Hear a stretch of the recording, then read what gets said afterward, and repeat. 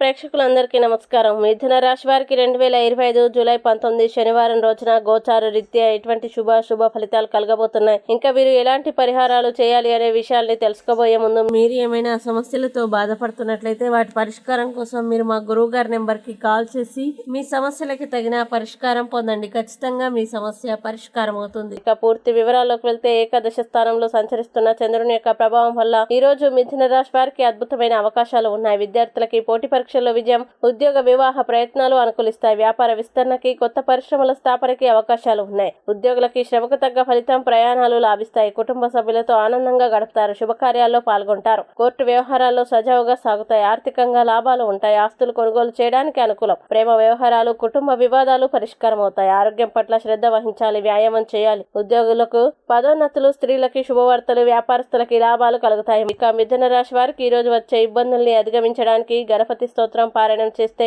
ఈ రోజంతా శుభప్రదంగా ఉంటుంది.